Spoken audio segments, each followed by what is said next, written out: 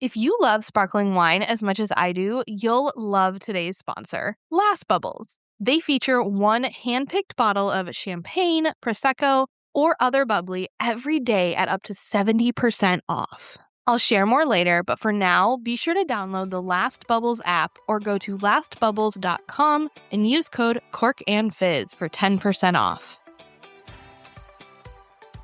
Interested in learning about wine, but not sure where to start? You're in the right place. Welcome to the Cork and Fizz Guide to Wine podcast. I'm your host, Haley Bowman, and I'm so glad you're here.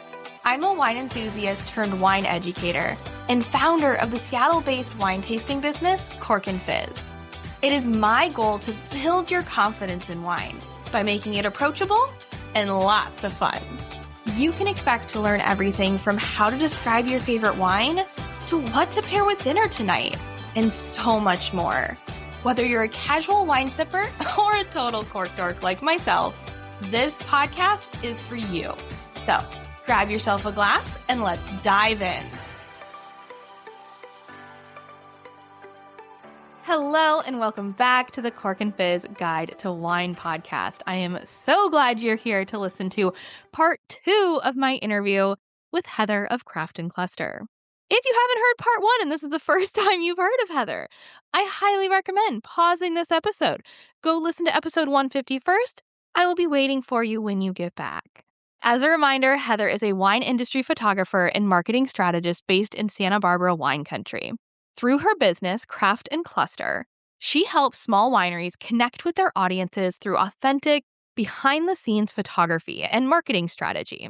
She is also the 2025 Wine Photographer of the Year in the Food Photographer of the Year Awards, which is so well deserved. Just take a second to look at her photos online and you will see why she won this award. Heather is also the writer and host of the Wine Marketing Field Guide. This is a newsletter and podcast dedicated to practical, direct-to-consumer wine marketing, which is the primarily form of marketing that smaller wineries do for busy wine professionals. All right, that's all about her. Let's dive into part 2 here. I think as we're talking about these different things that make wine so fascinating for us as, cork dorks and wine lovers, have you noticed a great photo or a caption and how it can change the way that people taste a wine or see a wine?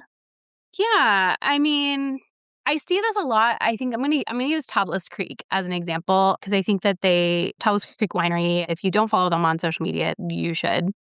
I think they do a really good job of educating, but in a way that's not stale, and helping people really see all the decisions that go into the wine that they're drinking, not just the the typical beautiful vineyard views and sheep in the vineyard and things like that. They also show that, but they're also talking about why they made certain decisions, why they decided to do bag-in-box wine, why they decided to make this particular field blend or whatever. They're talking about those decisions, and it's really fascinating. And I've seen a lot of those fans in particular of Tablas Creek just get it.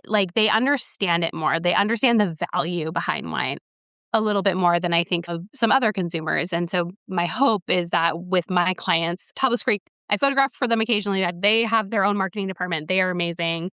Yeah, they're wonderful. But my hope is that for my other winery clients that I'm able to kind of help them do the same. Something I do notice quite a lot with the work that I do is I'm always trying to kind of humanize my clients a little bit more. Because again, I think the average consumer forgets that there's people behind these wines and that, they're it's just this fancy luxury product that I might be able to afford. And they forget that there's actual faces and hands and people that touch this wine and bring it to them. And, if it wasn't for all of these people along the way to bringing it, they wouldn't have it on their table, they wouldn't even have the option of having that wine.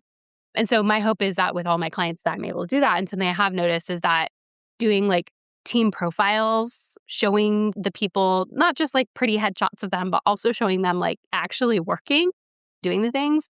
I have noticed that there are some consumers who've been oh my gosh, I didn't realize how much this one person did. It's very cool. So yeah, I hope that answers your question. Yeah, no, it definitely does. I think it shows, at least for me, when I think about social media, one of the major benefits that has come out of it is to be able to share the people and the stories behind the wine. And it also feels like, especially with a lot of the folks that I've talked to on this podcast, that younger generations, as they're becoming, of age and able to drink the wine, they care more about the people and the story behind the wine a lot of the times than the points or the prestige around the wine. They want to know the stories behind it. And I feel like that's something that social media has allowed a lot of wineries to do and allowed people to see into that. Because I think myself as a wine consumer and as a, wine lover who, goes out and goes to tasting rooms and seeks out smaller wineries, a lot of times I buy the wine because it's good, but also because I love the people. And I'm just like, that's half the reason I join memberships most of the time is because I want to support that person. And I think social media has that cool way in both like the photos and the captions and being able to follow along the story to allow other people to do that, even if they can't visit in person. They get to become part of the story. Yeah, absolutely. I mean, one of the things that I sort of the soapbox I will always stand on is if you as a consumer, maybe you don't have the means right now to purchase wine, or you can only purchase like 1 or 2 bottles a year, and that's totally okay. But if you're like, I still want to support these people and this work and these wineries, there's so many free ways that you can do that. And the big one that I will always like hang my hat on is leave reviews. Like if you had a really great time, even like if you had a great time 2 years ago and you just forgot to leave a review, go leave a review. Be like, I had a really amazing experience. And, whenever you can, if you had like a really, really amazing experience at a tasting room with a very specific host, write their name down and add their name into the review. Because one, it just feels really good. It feels really, really good.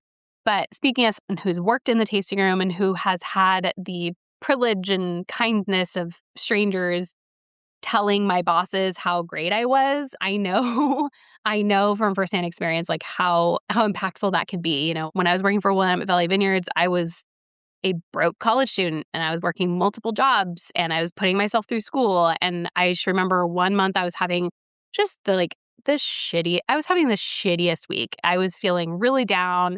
Work, like school was really hard. I was like kind of towards the tail end of getting my bachelor's degree and I was just struggling. Like I was just mentally and everything, and life was really hard. And like I had consistently had some really good reviews that named me in the review.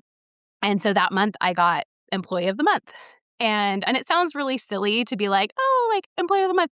But like at Willamette Valley Vineyards, they gave me like a gift card to like a nicer restaurant. And as a broke college student, the only time I ever got to eat at nicer restaurants was if somebody else took me or if I got a gift card. And so like that month, I was really down on myself and I was like, oh my God, I get to like go eat like something other than top ramen for once, more spaghetti or like rice and beans, I like actually had a nice nutritious meal and I was able to get a glass of wine and like go spend time with my husband. And it was just like, it boosted my morale quite a lot. So little things like that. One, it feels really good, but also you can also have a direct impact on somebody's life by leaving a good review, which takes less than 5 minutes. So leave a review.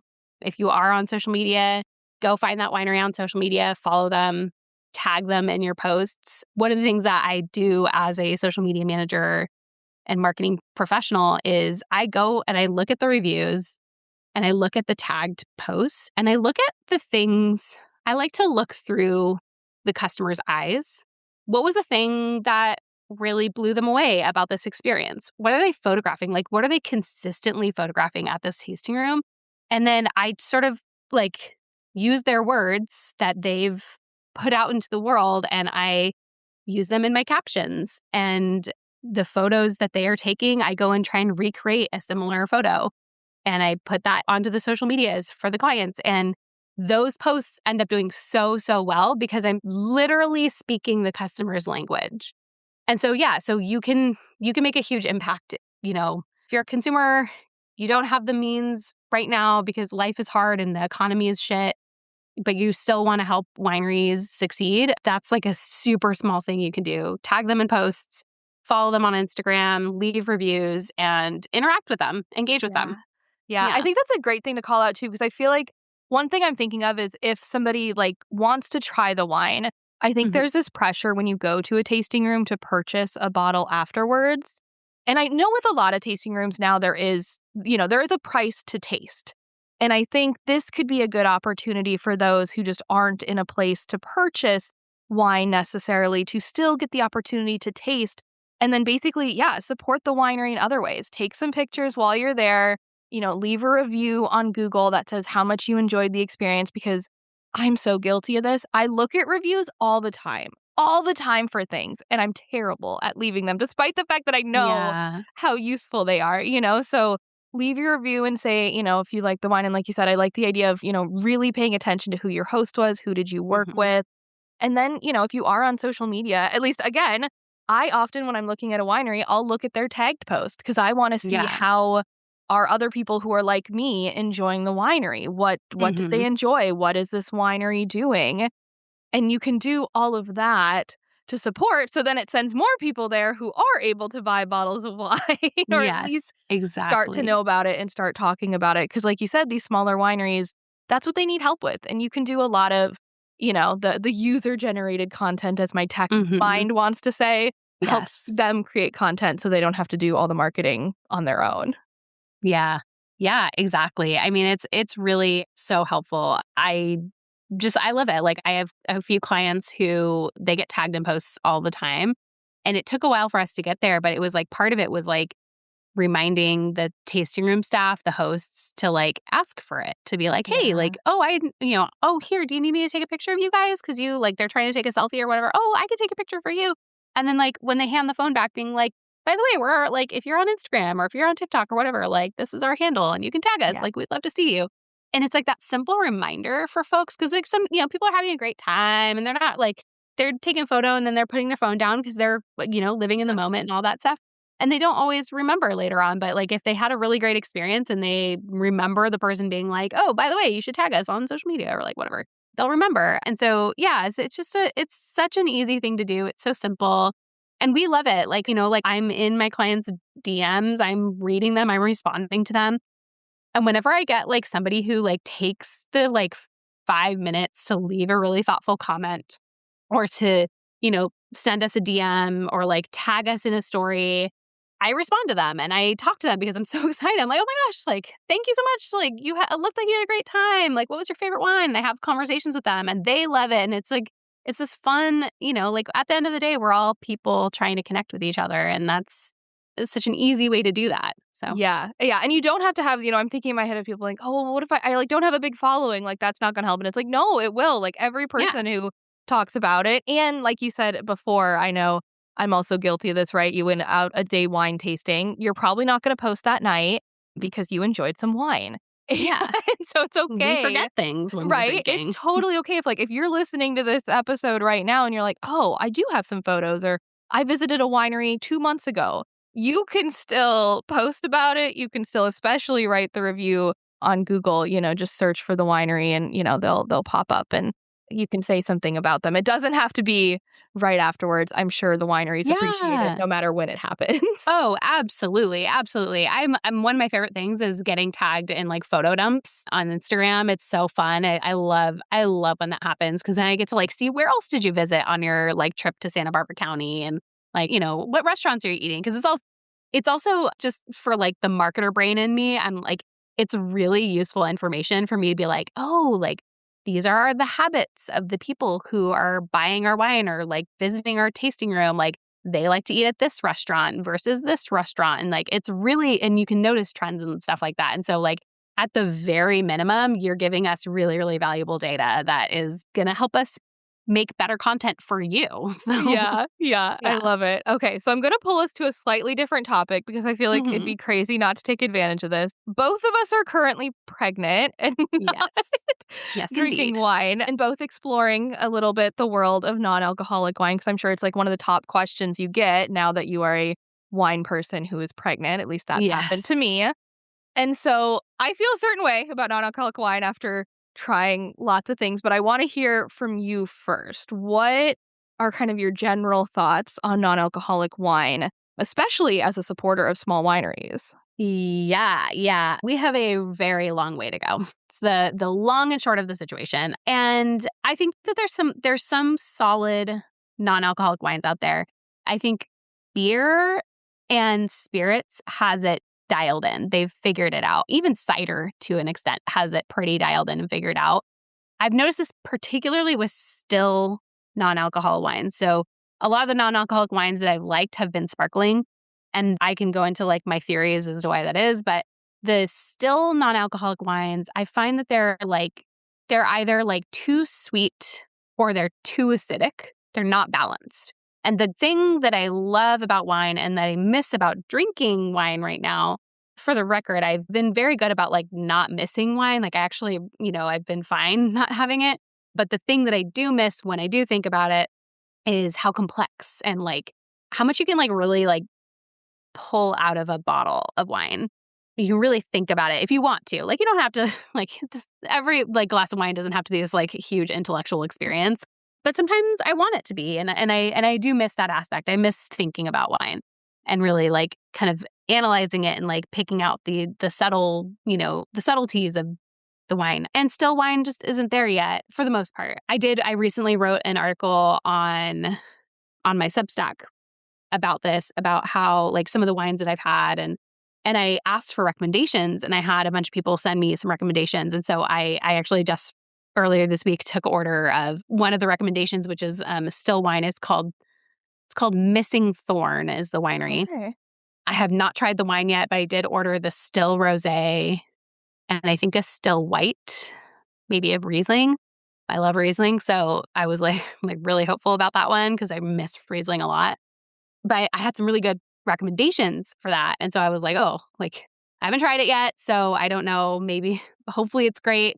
If it's not great, I won't say anything about it. But I have some high hopes because the winemakers behind the project are generally pretty good winemakers. So yeah, so I'm going to check that out. But yeah, I don't know. I think we just have a long way to go. And I think part of the reason that it hasn't, and this is a rant that I won't get too deep into because it just makes me mad.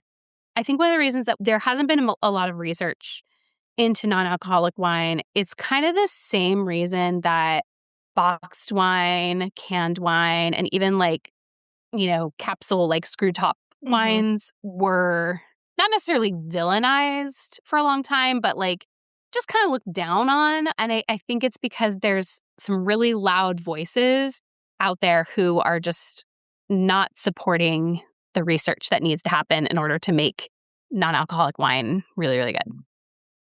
There's a lot of folks who, and I don't want to get too into this because I feel like it's a little pot calling the kettle black, but like there's some folks out there who like are convinced that there's like a neo-prohibitionist movement going on and that like dry January and sober October are like the enemy of wine and like we need to remember that wine is more than alcohol and like yeah, to an extent, like I agree that wine is culture, it's art, it's science, it's all these amazing things.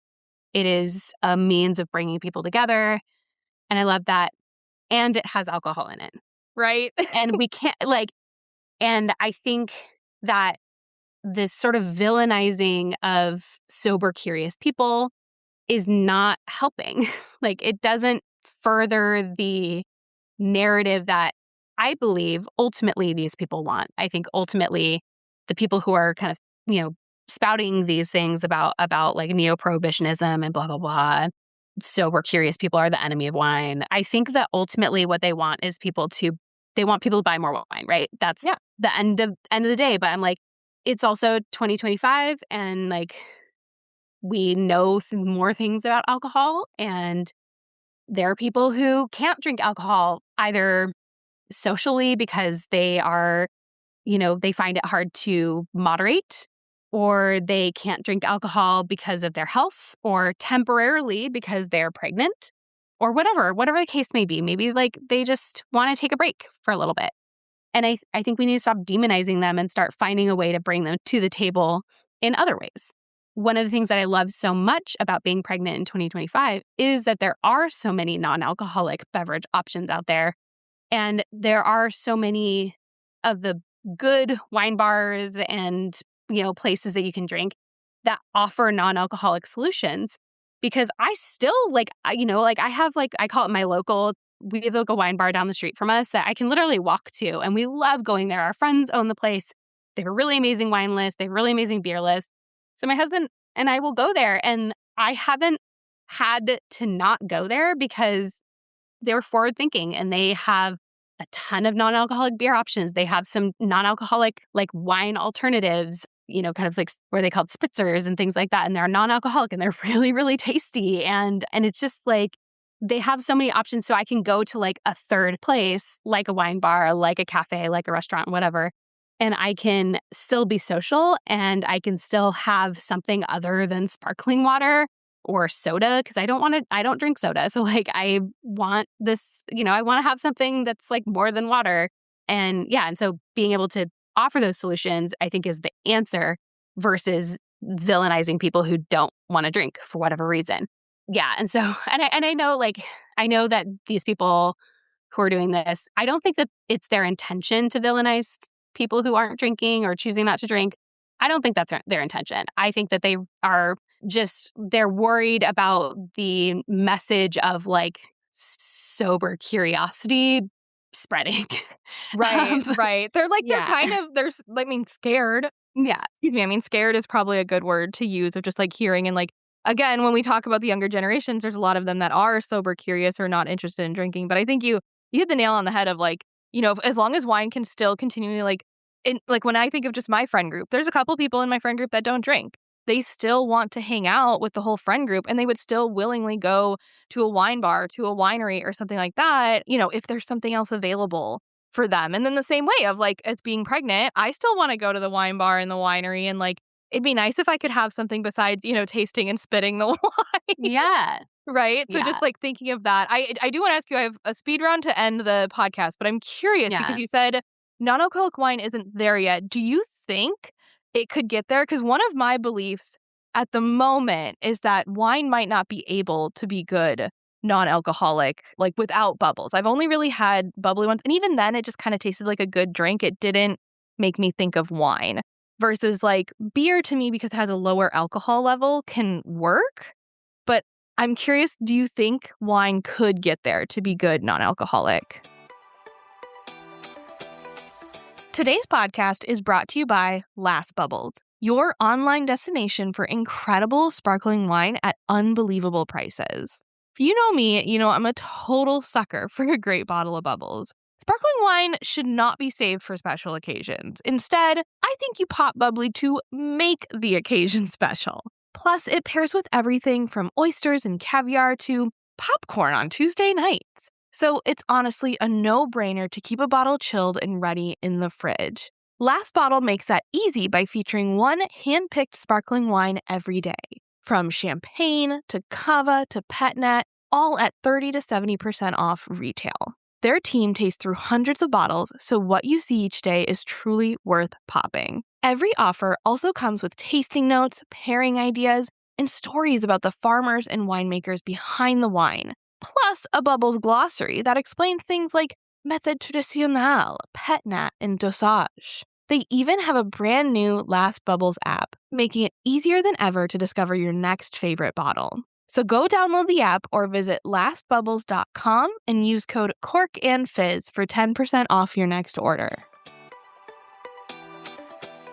Oh, absolutely. I definitely think there needs to be more research into it. A lot of the best non-alcoholic wine options are coming out of Germany.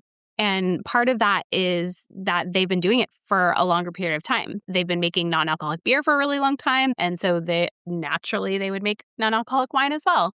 And what's really, really cool about it is in Germany, I think it works really well in Germany in particular because German varieties tend to be more aromatic.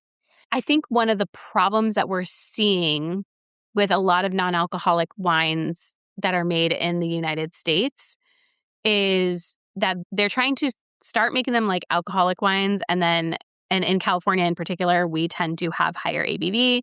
And as you said, when you allow your wine to develop that far and process the sugars that far, you end up losing a lot of complexity over time. And so when you end up stripping the alcohol is one of the things in this like balance of making a complex wine, you have your sugar, your acid, your alcohol. All of these things sort of talk to each other to make a wine really, really good and complex and like, nuanced and all those things. And so when you like strip away the alcohol, you end up throwing that wine out of balance. But if you start with a base product that is really aromatic, really already complex, maybe like slightly lower sugar, slightly higher acidity, but balanced, and then you remove that alcohol, you end up having, you have the aromatics sort of like make up for that loss in complexity, because the alcohol is really what adds a lot of complexity to the wine, from what I'm understanding.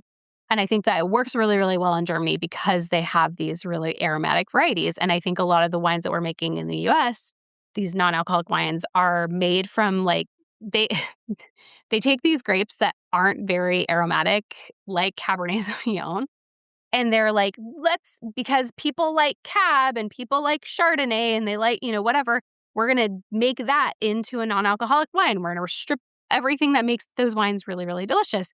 Where I'm like, that's why I'm really excited about this Riesling, because Riesling's an extremely aromatic variety. It's a really lovely wine. It's why it's one of my favorites. And I'm really excited to try this non-alcoholic Riesling because I'm just like, I bet it's probably going to be really good. Or at least it's going to be good enough. And I think that we just haven't had enough time. Yeah. Germany's been doing it for a much longer time. They've put a little bit more research and time into it.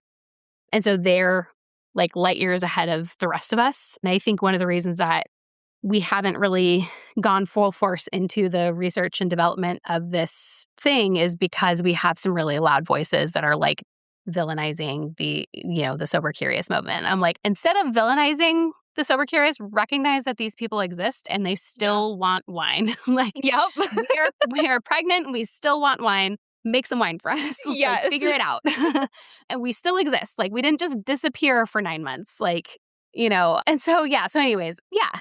Yeah, I think it will. Okay. We just need people to put the effort into it. Yeah. Yeah. Oh, that's fascinating. I love that take on it because, yeah, I've been starting to give up on it. So we'll see what it's like. I mean, I think if cider can do it, wine can do it. That's true. That's Like, true. Yeah. Yeah. All right. Yeah. So to finish the episode off, I always do a speed round. It's not like you have to like buzz in as fast as you can. It's more just like what's the first thing that comes to mind. Otherwise, these questions could take a while.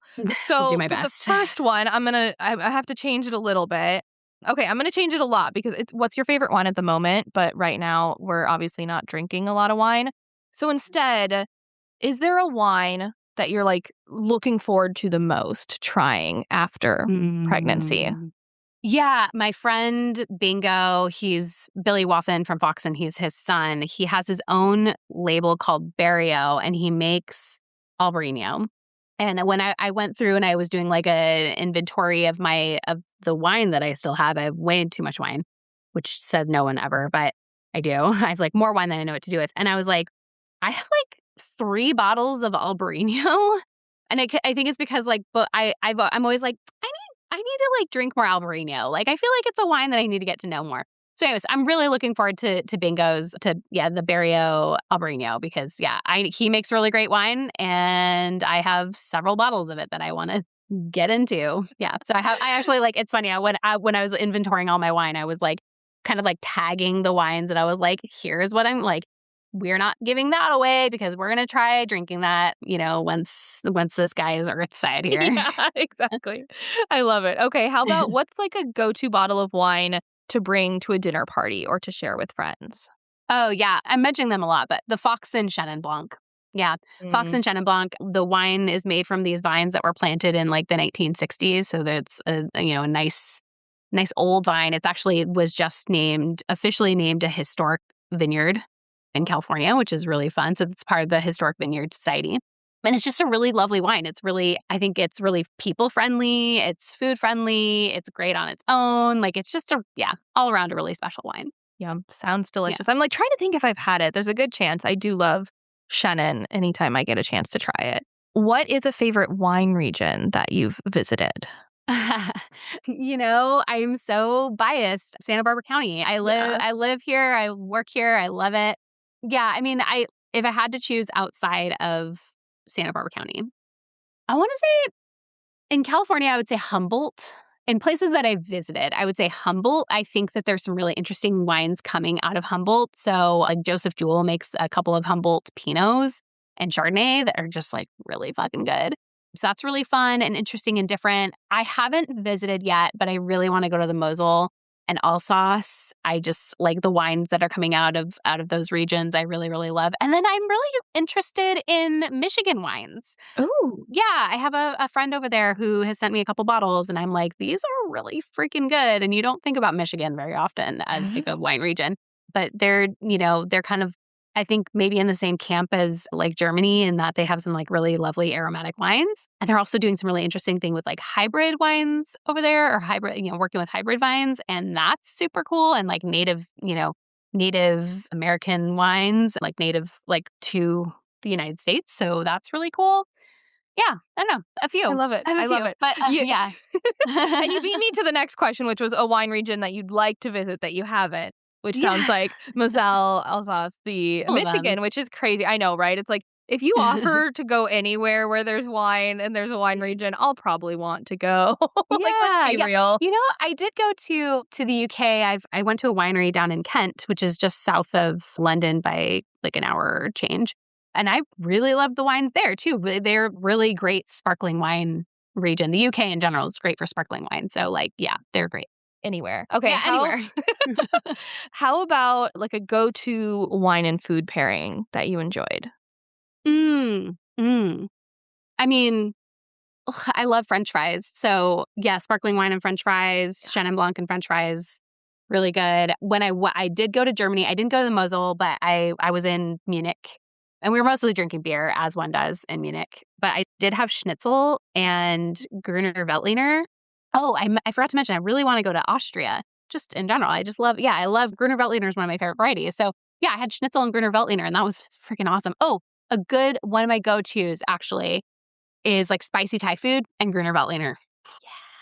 Amazing. Yeah, I had someone ask me recently, I was like, I'm having some spicy Thai soup tonight. Like, what should I pair with it? And I think my things were off-dry Riesling or Gruner Veltliner. Like, those are the go-to for that.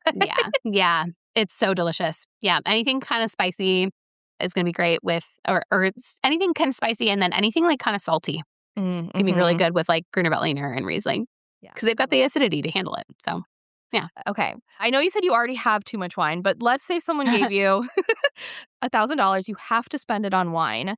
How would you go about spending it? Obviously, we don't need to know exact bottles. How would you want to spend it? Would it be like big, very expensive bottles, or would you dive into trying a lot of different ones? How would you go about it? Yeah, I think I'd be adventurous. One of my favorite things to do when I go to London is I like to go to Noblerat. So Noblerat is this amazing wine bar and restaurant. They have 3 locations in London, and they're so delicious. And they have this a really amazing wine list. And one of the things that they do really well and why I love going there so often is they have a huge by the glass list. And they have this, and not just by the glass, but you can actually like anything that's on their by the glass list, you can purchase tasters of. And so what I like to do, especially if I'm going there with somebody who also really likes wine, is we will just order like 2 aperitifs, 2 sparkling wines, 2 still white wines, 2 rosés, 2 lighter reds, 2 heavier reds, and then we'll finish with a single dessert wine. Sometimes we'll get 2, but we'll get the tasters of them. So we're not drinking too much and we'll split them between us. So we'll pass the glasses back and forth. I did this with my friend Ivy, and it was like just the most fun. And we were able to try, it was one of the reasons that I got to try that birth year Riesling. I got to try like a 1978 Riesling as well. And they had those on the by the glass list? They had older vintage wines on the by the glass list.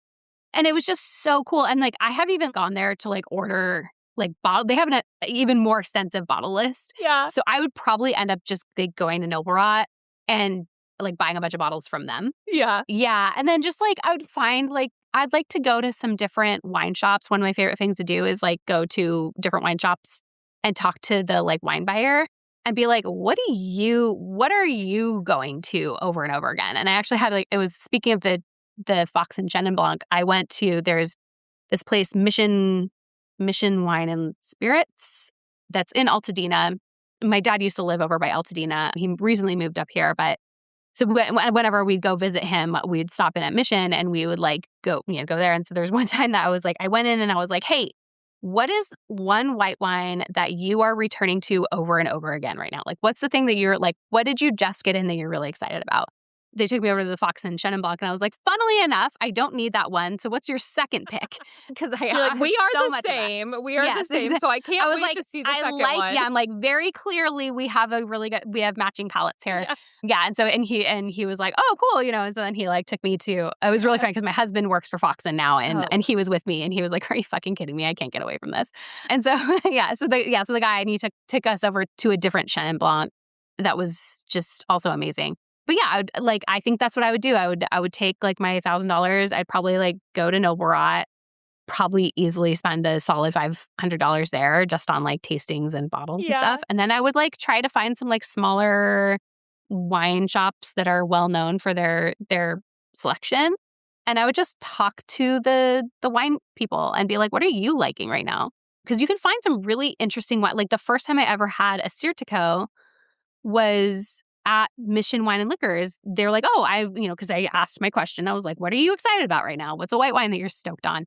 And they were like, here's a Sirtico, and it's this Greek wine, and it's really delicious, and let me tell you all about it. And I was like, okay, like I'm sold. And they like ring me up. Here's my credit card. Yeah, so I'd probably do that. And I would just like hit a bunch of places and be like, what do you like? What do you like? What do you like?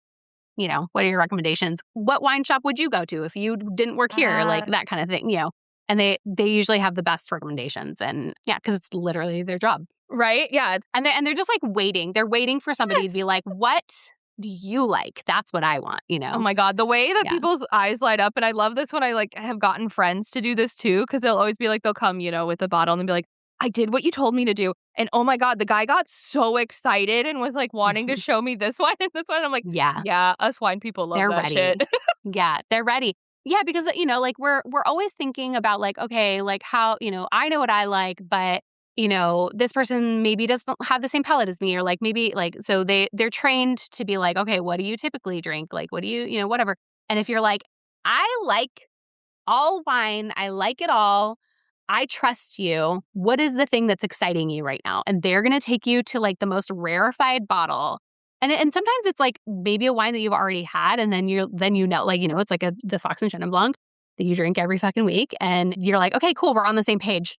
Take me to the next thing that you're excited about, and then if you give them a budget, if you're like, hey, like, that's typically what I'll do when I do this. I'm like, hey, I have like $100 burning a hole in my pocket. What would you spend it on? And then they'll be like, cool. And then they're like, well, and what I love about it too is like, I did that when I went to Mission on this one trip. I was like, okay, what are you excited about in terms of like a still white wine? But also I need, my dad's moving. We're kind of toasting the house, like all this stuff. Like we need a sparkling wine. We need some kind of sparkling wine, maybe champagne, maybe not. What is a wine in this price range? Like I think right now I can go as high as like $80. And it was really cool because he's like, well, do you need it chilled right now? He's like, because that's going to also change what we have available to you. And I was like, yeah, ideally chilled right now. And he's like, okay, cool. And he like took me over to like their wine fridge that had all their sparkling wines. And he didn't like point out like the most expensive one that they had that fits within my budget. He like went kind of in the middle and he was like, this is the one that I'm most excited about. It's the one that I recommend to most people because it's friendly for most people. Like most people like it. And he's like, if you want to like go a little bit more, you can get this one. He's like, but there's also this one down here that's like $25. That's really delicious as well. And so I was like, cool. And so I ended up getting the kind of the first one that he recommended because it was the one that he was like, this is the one that I like the most. And I was like, I trust you. Like, you have the same palate as me, so let's do this. So yeah, like give them your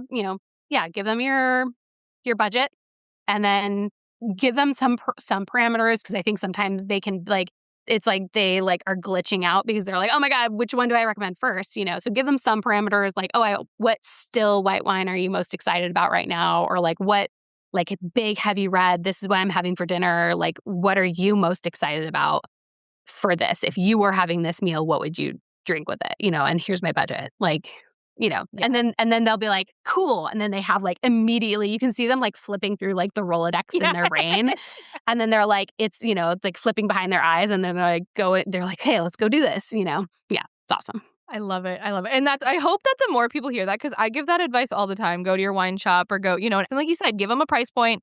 They're not just going to pick the most expensive one, which I think is what like you might think to do, especially with champagne or sparkling, like, oh, I have $50 to spend. I'll buy a $50 bottle of wine. It's like, nah. They can help you find one that's cheaper and even better. But I hope the more people hear it. Yes. And I hope the more people that hear it go and like and do this more. But I think it's also the perfect way to end this episode as great advice. So thank you so much for joining and sharing all of your insight on the wine world. It was a great time.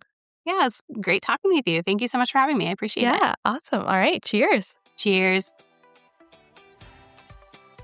I hope you enjoyed this episode of the Cork and Fizz Guide to Wine podcast. If you'd like to connect with Heather, see her beautiful photos, and continue learning from her, you can find her on Instagram at Craft and Cluster. If you're a wine professional or just genuinely curious, you can also subscribe to her Substack at winemarketingfieldguide.com. It's free to subscribe, and her articles are always incredibly insightful. I am a subscriber myself. And while it's currently on hold, you can also find a few episodes of her podcast, Pour Memories, that is P-O-U-R, clever, right? Pour Memories that she does with her friend Kristen at pourmemories.com. If you love this episode as much as I did, would so appreciate if you take a quick second, rate it, leave a review. For any small business owner, any small podcast host, reviews are so helpful. So if you haven't done that yet, go to Apple. If you're not listening on Apple right now, that is the best place to leave a review. You can find the Cork and Fizz Guide to Wine on Apple Podcasts and just write a little review about what you like about the show. And of course, if you know a wine lover in your life that isn't listening to this podcast, please share it with them. They should be listening too. And if you'd like to show additional support for the show, you can become a paid subscriber. Click the link in the show notes and become a monthly supporter for $10 or less a month. This is not required. All of these episodes are available to you free, including my entire backlog. But if you wanted to show some more support, you can do that. You'll get a shout out in the next episode I record. Plus, if you choose the $10 per month option, you'll get to choose a topic for a future episode. In next week's episode, we are talking about sweet wines, and we are debunking the wine myth that they're only for beginners or that they're always a lower quality wine. That simply isn't true. Thanks again for listening, and if you want to learn more about wine, come follow me at Cork and Fizz on Instagram. Cheers!